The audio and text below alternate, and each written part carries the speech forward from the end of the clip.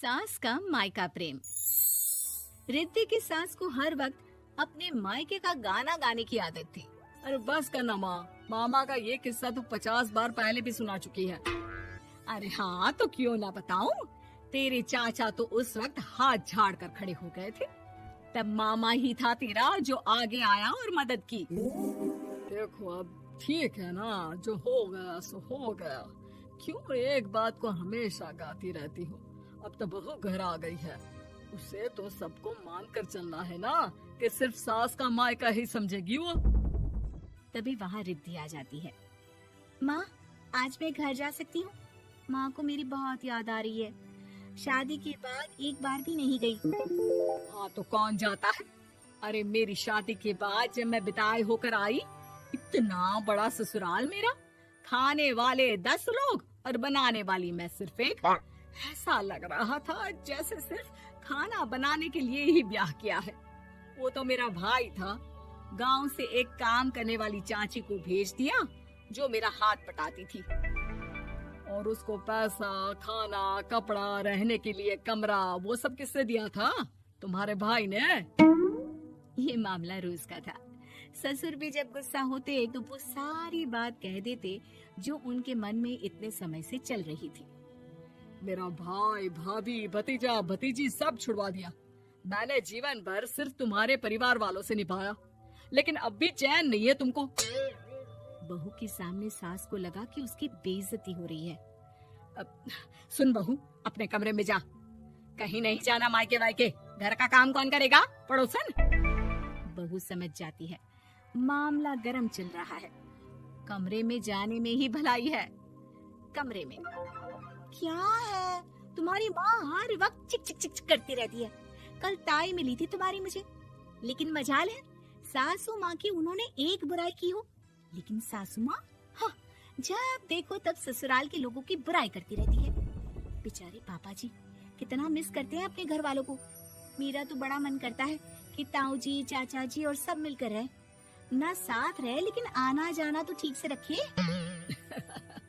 हिंदुस्तान और पाकिस्तान एक हो सकता है, लेकिन चाचा और ताऊ के परिवार के साथ हम लोगों का मिलन ना जी ना, कभी नहीं हो सकता। ये बात है। देखिए मेरे साथ ना ज्यादा चैलेंज मत करिएगा। ऐसा कोई काम नहीं है जो मैं नहीं कर सकती।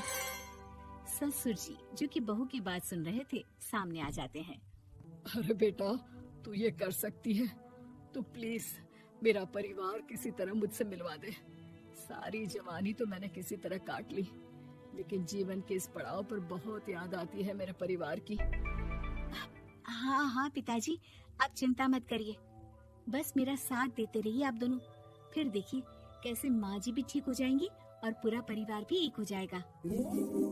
थोड़ी देर बाद बहू सामान लेकर घर से निकल रही होती है कि मना किया था ना तुझे मायके जाने के लिए, फिर क्यों जा रही है? बहू कुछ कहती इससे पहले ही बेटा बोलने लगता है। क्या है माँ, वो घर जा रही है। वैसे भी उसके माता पिता ने मुझे 10 लाख दिए तब जाकर मेरा काम शुरू हो पाया, वरना तूने मेरे लिए किया क्या है? अरे वाह बेटा, बचपन से पढ़ाया लिखाया, तेरे दुख दर्द में जगी, और आज वो लोग तुझे सही लग रहे हैं। और फिर ससुराल में लड़की खुश रहे, ये तो मायके वालों की जीवन भर की जिम्मेदारी रहती है। तो ये तुमको भी तो सोचना था ना। ताऊ जी ने पापा को पढ़ाया लिखाया। जब तुम नहीं आई थी तो पापा के लिए ताई जी ने पापा की माँ की तरह देखभाल की। अब बोलिए। अरे तू कुछ नहीं जानता बेटा, तेरे पापा को सब पता है, तभी वो उन लोगों से वास्ता नहीं रखते। मैं उन लोगों को जानता हूँ, लेकिन मैं तुम्हें नहीं जानता कि तुम्हारे मन के लायक काम नहीं हुआ तो तुम घर की शांति बर्बाद कर दोगी। सास जोर जोर से चिल्लाने लगती है।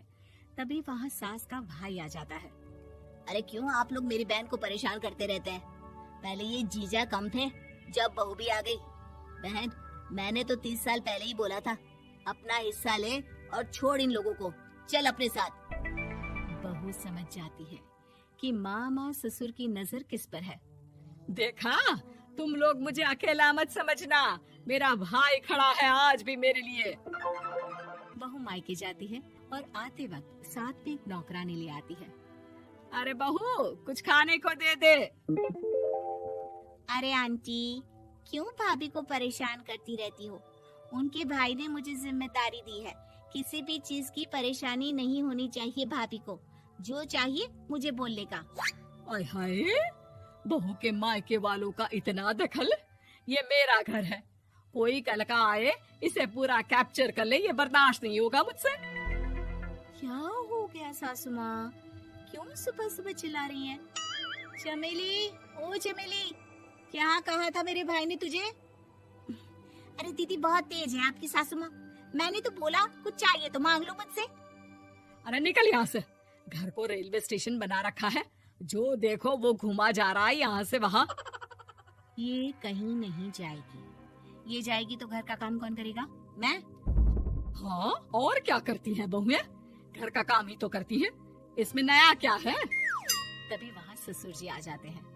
हाँ, तो यही बात तो तुम्हें भी समझनी चाहिए थी ना। आज बहू के मायके से नौकर आ गया तो तुम्हें बुरा लग रहा है? अरे तो उस वक्त गर्मा गर्म खाना तो सबने खाया ना। ऐसा तो नहीं है कि मेरे मायके का नौकर था तो सिर्फ मेरे लिए बनाता था। अरे निकालो इसे, फिलहाल बाद में बात करती हूँ। सास का गुस्सा जोर से नौकरानी पर फूटता है। तभी वहाँ बेटा सामान के साथ आकर खड़ा हो जाता है। चलो रिद्धि, तुम ठीक बोलती हो। मेरी माँ को तो हम लोगों की कोई फिक्र है ही नहीं, ये तो सारा दिन सिर्फ अपने बारे में सोचती है। और देखिए, मैं अब से कह रही हूँ कि अब से इस घर की तरफ आपको देखना भी नहीं है। नहीं आना आज के बाद इन लोगों से मिलने। हाँ हाँ, बस कभी कभी दिन में 2 बार मिलने आ जाओ। नहीं, बिल्कुल नहीं। ससुर झूठा नाटक करते हुए। मेरी बीवी ने मुझे मेरे ही परिवार से दूर कर दिया, आज बहू मेरा इकलौता बेटा दूर कर रही है। हाय, कैसे जीऊंगा मैं? वाह, वो भाई जो आपको बेटे की तरह मानता था, उन्हें छोड़ने में तो दुख नहीं हुआ।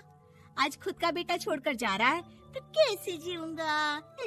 बढ़िया है। अब सास समझ चुकी थी कि उससे गलती क्या हुई है।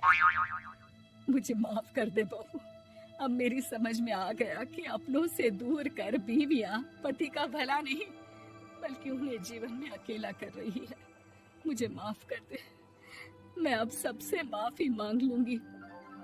ससुर जी दूर से बहू को थम्स अप दिखाते हैं।